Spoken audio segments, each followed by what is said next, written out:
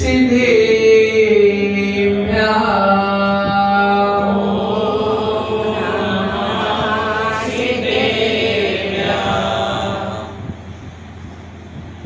यस्य स्वयं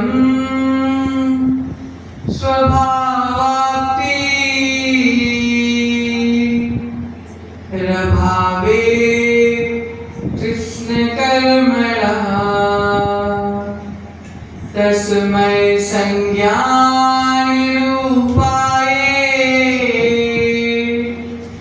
नमोस्तु परमात्मने। नमोस्तु परमात्मने। मेरे पवित्र मन में गुरुदेव आओ। मैं शास्त्र वाचन करूं प्रतिभा जगाओ। अरिहंते भाषित सभी श्रुति देवताओं। क्या बोले ना अब मुझे तुम ही बताओ। क्या बोले ना अब मुझे तुम ही बताओ। जितना सुख दे जिन वाणी मां उतना सुखी रहूं। पाप बीज सुख को ना चाहूं चाहे दुखी रहूं। श्रुतानंद का भोगी योगी जम्बू मुनिवर हो। मेरा अंतिम मरण समाधि तेरे दर पर हो। जय बोले पंच परमेश्वरी भगवान की अतिशयकारी मूल नायक कुंतुनाथ भगवान की वर्तमान शासन नायक भगवान महावीर स्वामी की जय बोले परम पूजनीय गुरु नाम गुरुदेव समाधि सम्राट आचार्य भगवती विराट सागर मुनि महाराज की जय बोले परम पूजनीय वर्तमान पट्टाचार्य आचार्य परमेश्वरी विशुद्ध सागर जी मुनि महाराज की जय बोले परम पूजनीय दीक्षा शिक्षा प्रदाता संयम प्रदाता आचार्य भगवंत श्री विभव सागर मुनि महाराज की अहिंसामय विश्व जैन धर्म की ढाई द्वीप में विराजमान 3 कमनौ कोटि महामुनिराज की द्वादशांग जिनवाणी माता की परम पूज्य मुनि श्री शंकर महाराज की जय। मुनि संघ की जय। प्रिय धर्म प्रेमी आत्मा,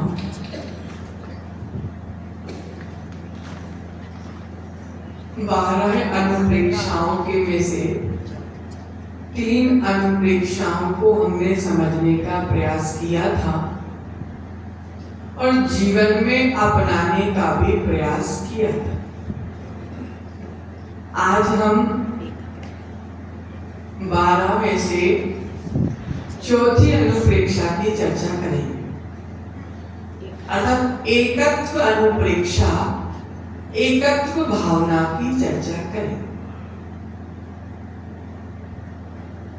प्रियात्मन, एकत्व का अर्थ होता है अकेला, और एकत्व भावना हमें सिखा रही है कि हमारा जन्म अकेला ही हुआ था और हमारा मरण भी अकेला ही हुआ।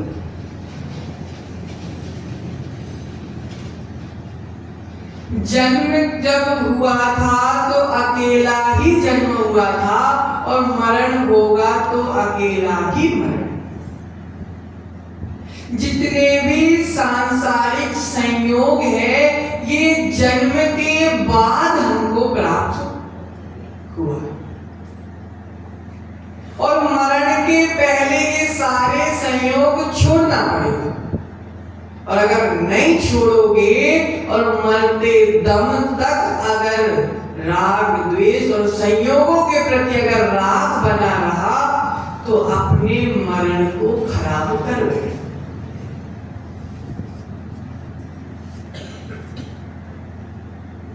प्रियात्मन,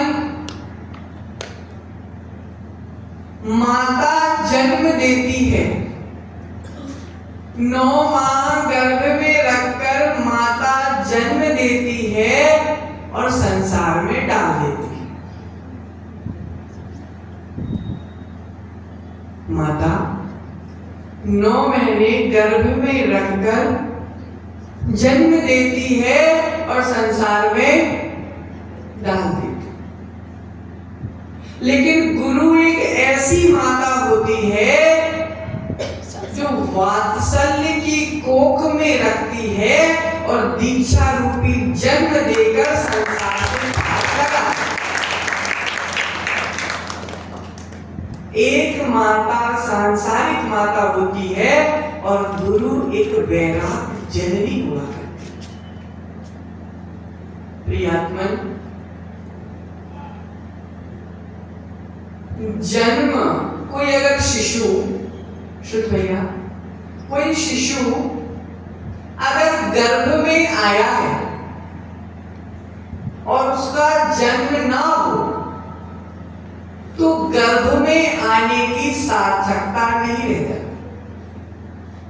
विराम भैया, कोई शिशु गर्भ में आया है और उसका जन्म ना हो तो गर्भ में आने की सार्थकता नहीं होती।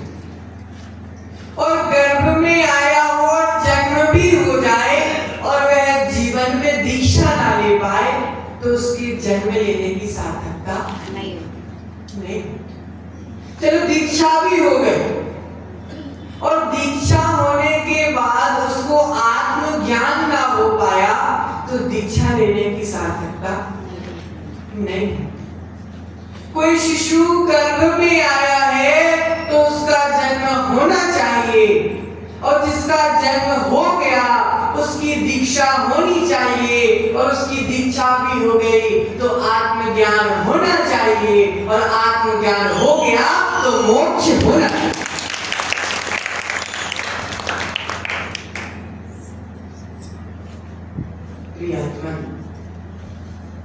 कुंद कुंद भगवान कहते हैं कि कर्म को करने वाला भी मैं अकेला हूं और कर्म को भोगने वाला भी मैं अकेला हूं। प्रियतमन, हम पाप को कमरे के भीतर कर सकते हैं जहां कोई देखने वाला नहीं।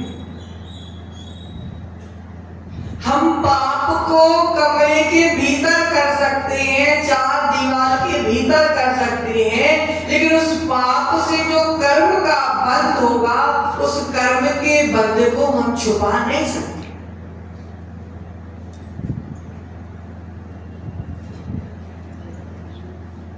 छुप के पाप तो किया जा सकता है लेकिन पाप के द्वारा अर्जित कर्म को छुपा नहीं सकते क्योंकि वह हमारे अधिकार क्षेत्र से बाहर है। तो जब कर्म करने वाला भी मैं हूं और भोगने वाला भी मैं हूं तो तुम जब दूसरे पे आश्रित होने की बात क्यों करते कि मेरे पिताजी नहीं रहेंगे तो मैं ये नहीं कर सकता, मेरी माता नहीं रहेगी तो मैं ये नहीं कर सकता। प्रियात्मन, कर्ता दृष्टि को जीवन से हटाने का प्रयास एकत्व भावना सिखा रही। मेरा कर्ता कोई नहीं है, मेरा कर्ता मैं स्वयं हूं।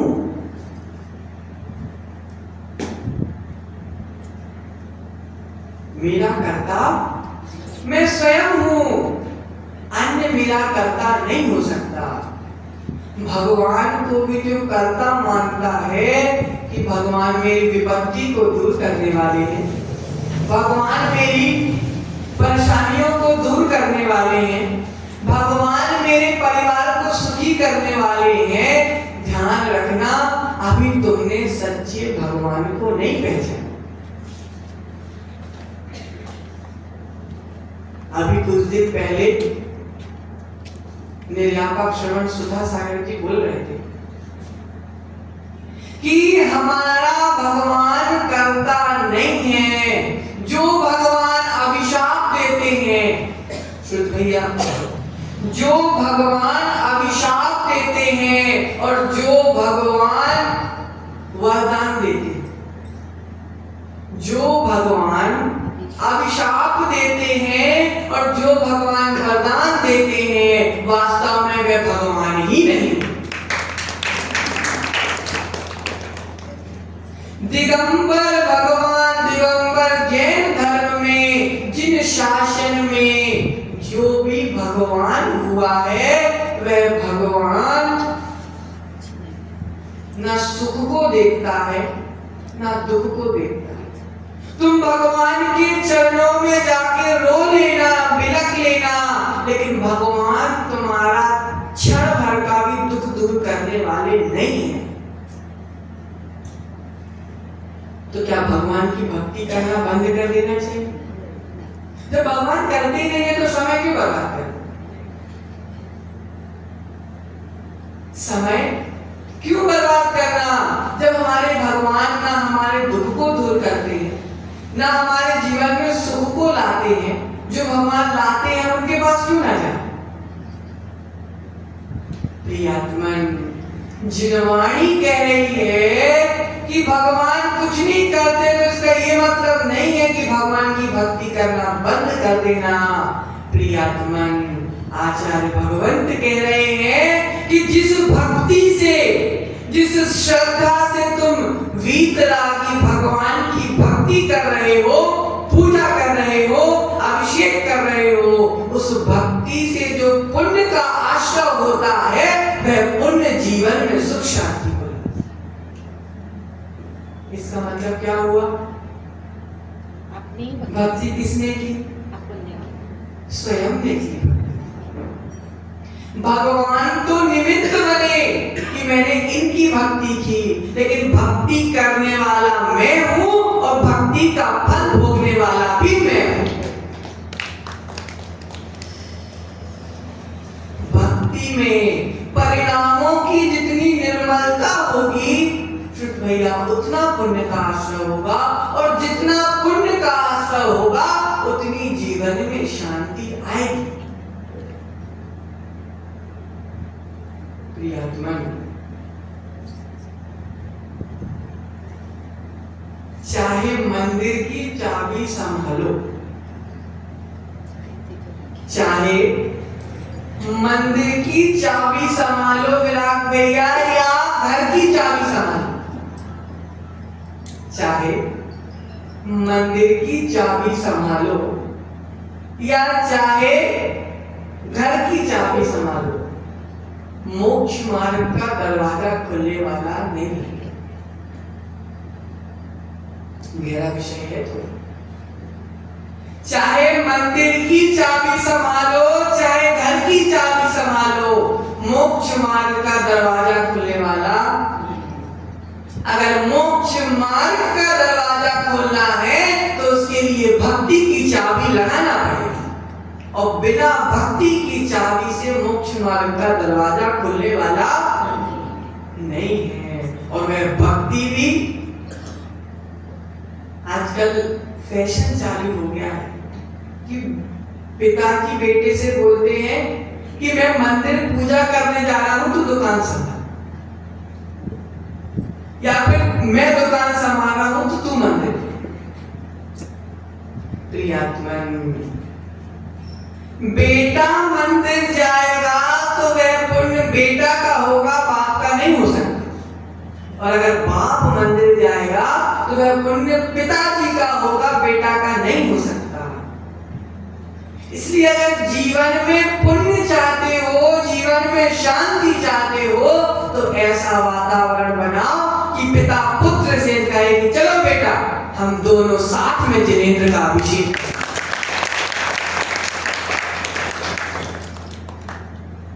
घर का एक व्यक्ति तो चला गया, सबका जाने का क्या मतलब?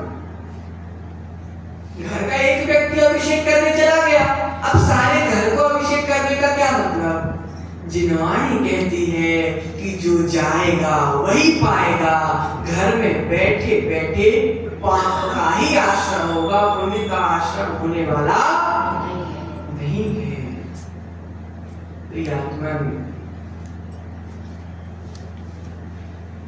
मैं उसका करता हूं, मैंने उसके लिए ऐसा किया, उसने मेरे लिए ऐसा किया।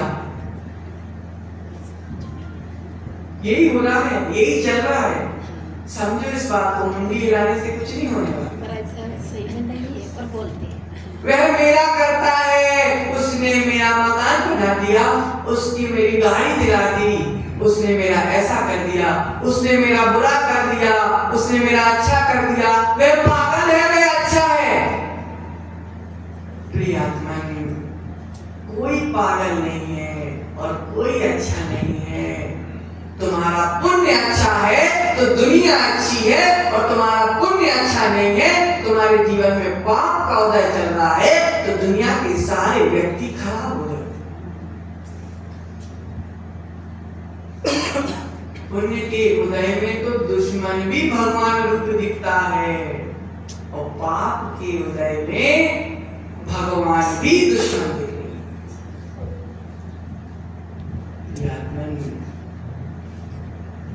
अकेला, हम अकेले हैं, नहीं है कोई हमारा। इस बात को समझने वाला, जिसने अपने आप को अकेला मान लिया, जिसने मात्र अपनी आत्मा के अलावा सब कुछ पराया है, ऐसी भावना कर ली, ध्यान रखना उस व्यक्ति की भगवान बनने की तैयारी चालू।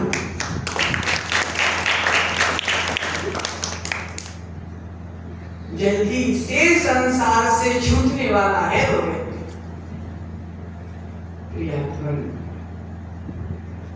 हजारों के बीच में बैठ के भी, हजारों के बीच में बैठकर भी जो व्यक्ति अपने आप को अकेला मानता है कि मैं एक हूं, अगर जो हजारों के बीच में बैठ के भी ये बात को मानता है, ध्यान रखना भविष्य का भगवान वही व्यक्ति है। श्रुत भैया, ये सब संयोग है, ये सब संयोग है, लेकिन संयोग मेरा नहीं है, स्वभाव मेरा है। जिनवाणी संयोगों की चर्चा नहीं कर रही, जिनवाणी तो आत्मा के स्वभाव की चर्चा कर रही। आत्मा में संयम, बहुत बड़ी दुकान खोल ली, पापा ने बहुत बड़ी दुकान खुलवा दी। तुम दुकान चला रहे हो घर चलाने के लिए, तुम दुकान चला रहे हो घर चलाने के लिए, लेकिन अगर आत्मा को चलाना है तो जिनवाणी की दुकान चलाना पड़ेगा। बाहर की दुकान चलाने से आत्मा का कल्याण होने वाला, बाहर की दुकान चलाने से आत्मा का कल्याण होने वाला नहीं है। अगर आत्मा का कल्याण करना है तो जिनवाणी के सूत्रों का व्यापार करना पड़ेगा, और जिनवाणी का सूत्र जन जन तक पहुंचाना पड़ेगा।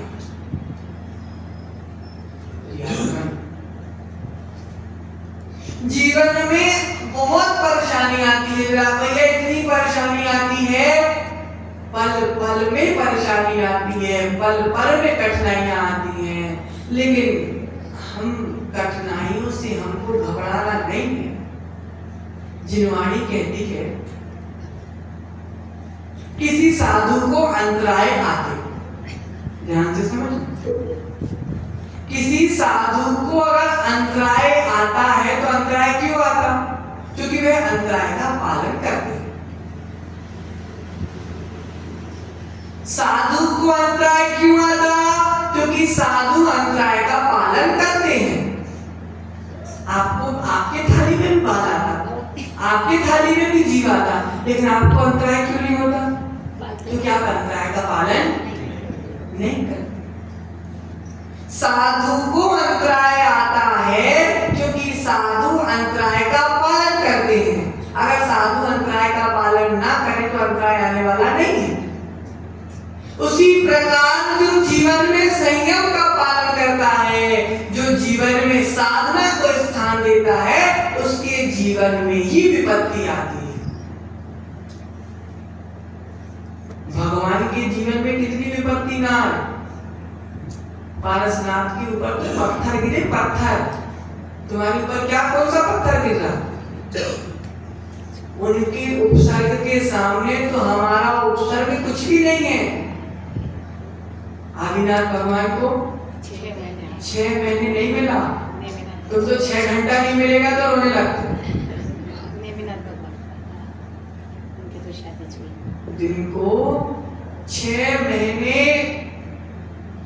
अनाज का एक टुकड़ा नहीं मिला प्रियात्मन, लेकिन उन्होंने समता नहीं खोई, क्योंकि उनको पता था संयम जिसके जीवन में है, साधना जिसके जीवन में है, उसके जीवन में ही कठिनाई आती है। आचार्य कह रहे हैं जिसने पढ़ाई की है वही पेपर में लिख पाता है। जिसने पढ़ाई की है संयम, वही एग्जाम में आंसर शीट में लिख पाता है। जिसने पढ़ाई नहीं की वो क्या लिखे? उसी प्रकार जिसके जीवन में संयम ही नहीं है, उसके जीवन में क्या विपत्ति आएगी? जिसके जीवन में विपत्ति आती है उसके जीवन में संयम होता है, और वह संयम की परीक्षा का नाम ही विपत्ति हुआ करती है।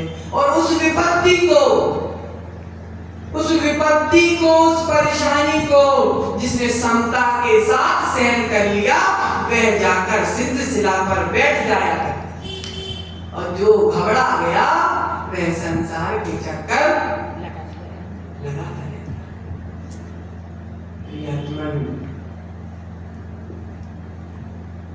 खूब पंच कल्याण कर लेना अध्यक्ष जी, खूब पंच कल्याण कर लेना, खूब बड़े बड़े विधान करा लेना, खूब बड़े बड़े साधुओं को गांव में लेकर आ जाना, खूब बस भर भर के तीर्थ यात्रा करा लेना, अच्छी बात।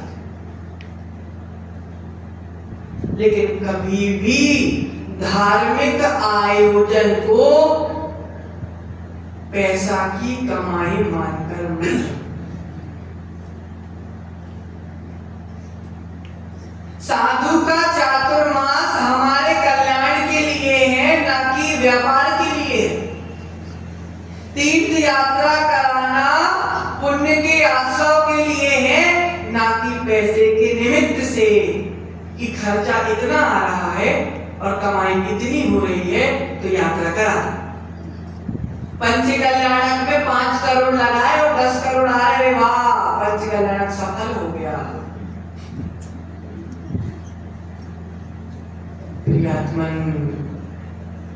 धार्मिक आयोजन पुण्य के आश्रय के लिए होते हैं, और अगर तुमने पैसे के निमित्त से आयोजन किया तो वह पुण्य तुम्हारा पाप में परिवर्तित हो जाता है। जिस पुण्य के कारण तुमको देवों की जैसे सुख की प्राप्ति होने वाली थी, उस पुण्य को अगर पाप में बदल दिया और तो वह पाप के कारण नाली के कीड़े बन जाओ। कहां देवों का सुख और कहां नाली का कीड़ा। धार्मिक आयोजन आचार्य श्री तत्वार्थ राजवार्तिक पढ़ा रहे थे, तो उन्होंने एक बहुत अच्छी बात की थी, ध्यान से सुनो। धर्म की आड़ लेकर पाप कभी नहीं करना चाहिए। धर्म की आड़ लेकर कभी पाप नहीं करना चाहिए। अगर धर्म की आड़ में पाप हो रहा है तो सुविधा तो खूब मिल जाएगी, लेकिन शांति जीवन में कभी प्राप्त होने वाली नहीं। धर्म की आड़ में किया गया पाप, और धर्म की आड़ में किया गया पाप सबसे ज्यादा, सबसे जो प्रचलित है, जो आजकल देखा जाता है, निर्माल्य का द्रव्य। 5 करोड़ की बोली बोल दी, लेकिन पैसा 1 रुपए भी नहीं दिया। ध्यान रखना। जिनवाणी कह रही है शुक्लैया कि घर में खाने को ना हो, घर में खाने को ना हो तो नमोकार मंत्र पढ़कर समाधि धारण कर लेना, लेकिन मंदिर का अनाज नहीं खाना। मंदिर का एक दाना भी नहीं खाना। पानी पी के सो जाना, पानी पी के सो जाना, लेकिन भूल से भी मंदिर का अनाज नहीं खाना। जो मंदिर का पैसा खाता है, जो मंदिर का अनाज खाता है, किसी जगह पे लिखा है वह 60 वर्ष तक के लिए, 60 वर्ष तक के लिए विष्टा का कीड़ा बनता है। विष्टा का कीड़ा, विष्टा का मतलब क्या? मन, सोच का कीड़ा बनता है। प्रियात्मा में जिनवाणी में इतना तक बोला गया कि तुम घर से निकले कि आज हमको बोली लेना। तुमने क्या सोचा? आज हमको 10,000 तक की बोली लेना है, और मंदिर में जाके तुमने बोली बढ़ाई और बोली 15 पे पहुंच गई तो तुम बोली नहीं ले पाए। लेकिन तुमने जब घर में संकल्प कर लिया कि 10,000 तक की बोली लेना है, और अगर तुमने वो 10,000 रुपए मंदिर में नहीं दिए तो वह 10,000 रुपए तुमने निर्माल्य के खा दिए।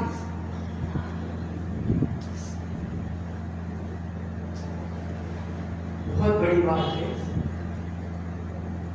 और निर्माल्य का पैसा खाने वाला वर्तमान में तो तुमको ऊंचा दिखता मिल जाएगा, लेकिन उसका भविष्य बहुत खराब है। भविष्य बहुत खराब है। इसलिए मंदिर का अगर 1 रुपए देने का भी सोचा है तो दे दो, और अगर नहीं दे पा रहे हो तो मंदिर का पैसा अलग निकाल के रख देना कि तुम्हारे प्रमाण निकल जाए, तुम्हारे बेटे मंदिर में पहुंचा। प्रियात्मा में निर्माल्य का पैसा, निर्माल्य का द्रव्य अत्यंत कठिनाई से निकल पाता, चुकाना बहुत मुश्किल।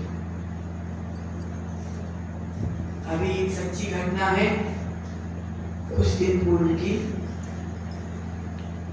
एक मंदिर का निर्माण चल रहा था, किसी साधु के द्वारा वह मंदिर की प्रेरणा थी।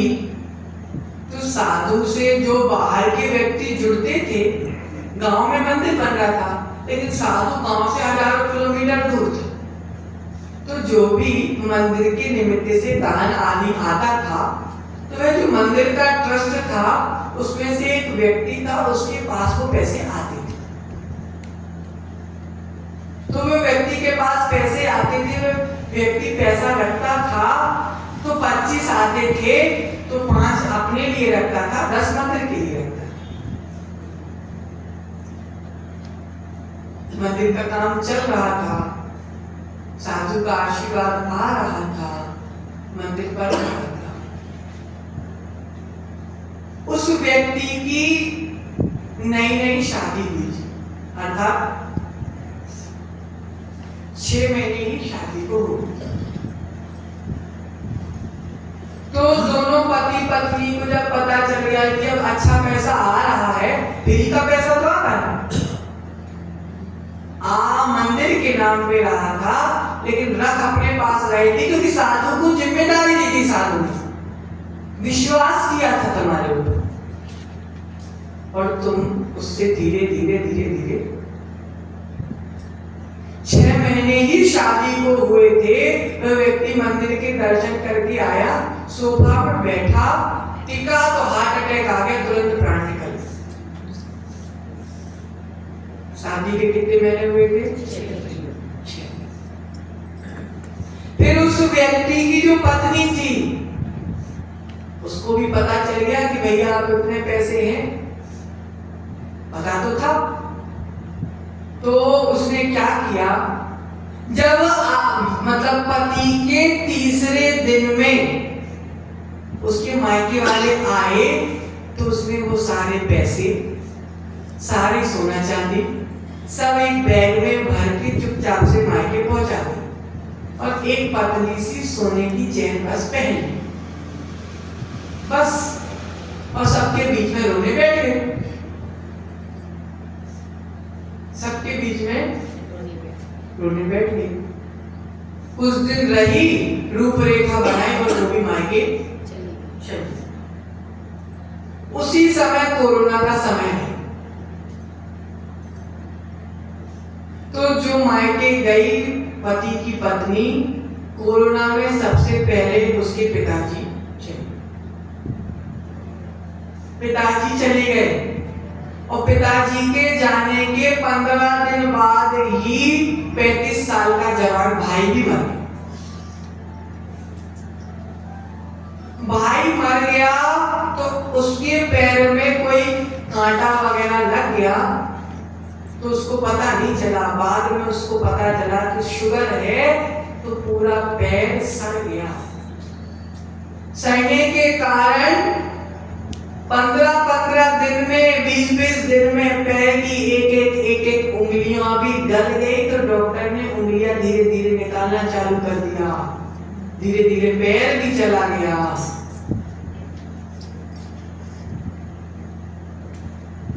और आज ऐसी हालत है कि वैसाखी लेके चलना पड़ता। अब ना मायके की रह गई, मायके का भाई चला गया, बाप चला गया, माँ अकेली, ना मायके की रह गई, ना आप ससुराल की रह गई। अब तो केवल जिनके घर में काम रहता है तो रोटी बनाने जाती, निर्माल्य का पैसा खाया, निर्माल्य का पैसा खाया। जीवन में देखो कितनी विचित्र विचित्र घटना घटी। इसलिए निर्माल्य का धन नहीं खाना, निर्माल्य का धन नहीं खाना, कुछ भी हो जाए निर्माल्य का धन नहीं खाना। औकात नहीं हो तो बोली मत लेना। सुन भैया, लाखों की बोली ना ले पाओ, चुका ना पाओ, तो घोषणा बिल्कुल मत करना, बिल्कुल घोषणा नहीं करना।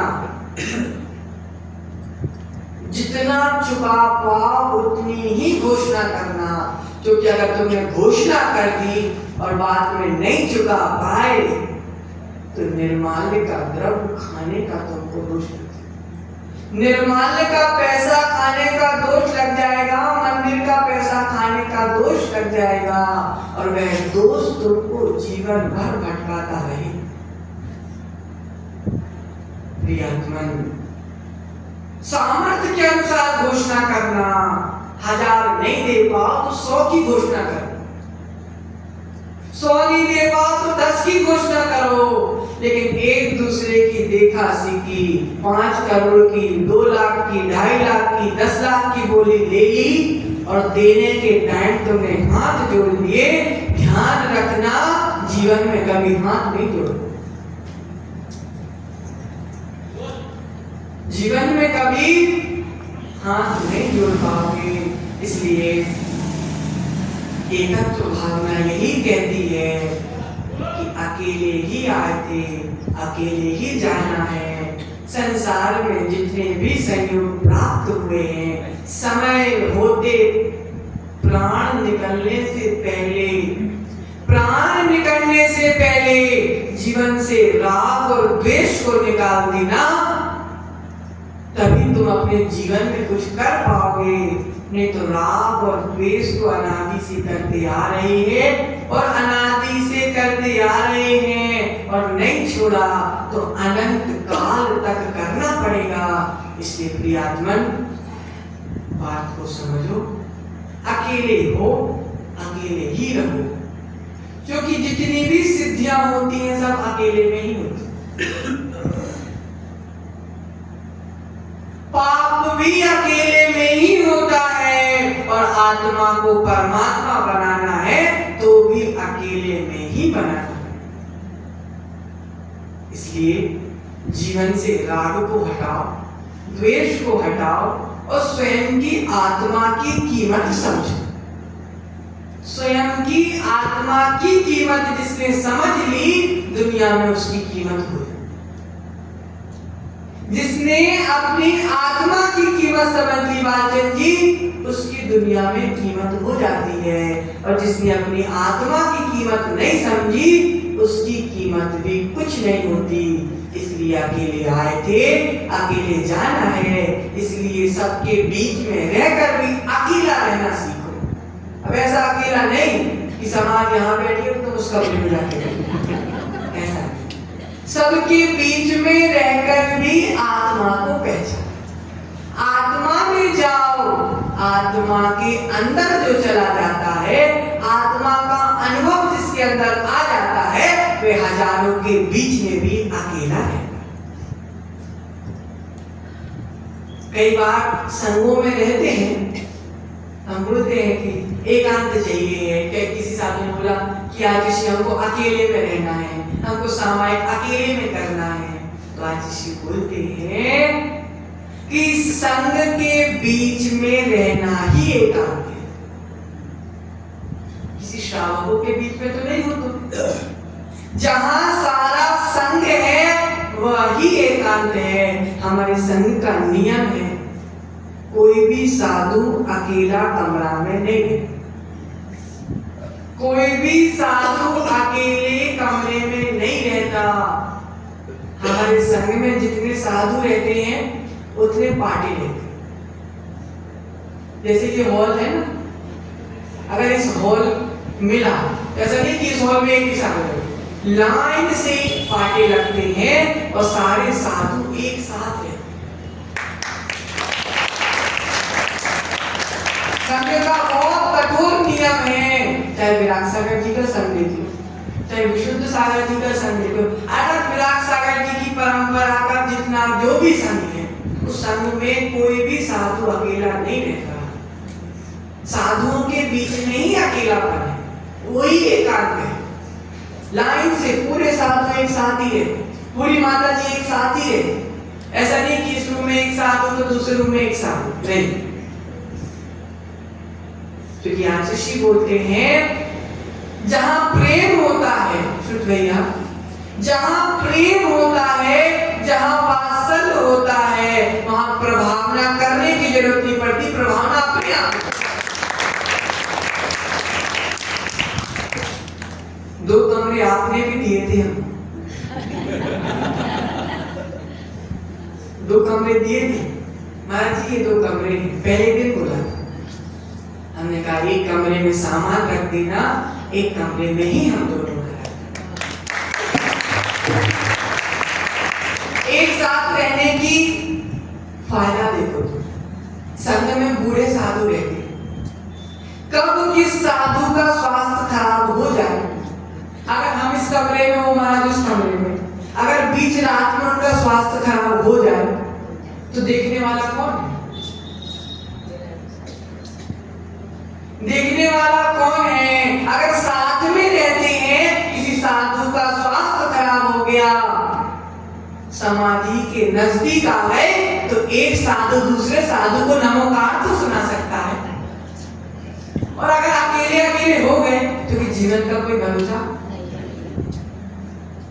अकेले अकेले हो गए तो अकेले कैसा अकेला होना है, आत्मा में डूब के अकेला होना है, ना कि समाज से अकेला। समाज के साथ तो हाथ में हाथ रख के चलना है, लेकिन जब दिन भर सबके बीच में रहना, दिन भर समाज के साथ में रहना, लेकिन जब बिस्तर में सोने जाओ तो सारी समाज का त्याग कर दे। नहीं तो सोते सोते अगर प्राण निकल गए और अगर राग और द्वेष लेकर साथ में चले गए कि वे व्यक्ति समाज का ऐसा है, वे व्यक्ति समाज का ऐसा है, वे व्यक्ति पागल है, वे व्यक्ति खराब है, ध्यान रखना कोई खराब नहीं है, कोई अच्छा नहीं है। सबकी आत्मा एक ना एक दिन परमात्मा अवश्य बनेगी। सभी आत्मा एक जैसी, सभी आत्मा एक जैसी है। कभी किसी ने कर्म के उदय में आकर कुछ गलत भी कर दिया हो तो उसको लाठी मार के मत भगाना, उसको समाज से अलग नहीं करना, उसको तो गले लगाकर उसको समझा लेना, तो समाज तुम्हारी एक बनी रहेगी। और जैसे घर के अगर टुकड़े हो गए तो घर में शांति नहीं होती, उसी प्रकार अगर समाज के टुकड़े हो गए तो समाज में शांति नहीं होती। इसलिए प्रेम करो, जितना प्रेम कर सको उतना प्रेम करो, बुराई मत करो। इसी मंगल भावना के साथ परम पूज्य परम पूज्य मुनि श्री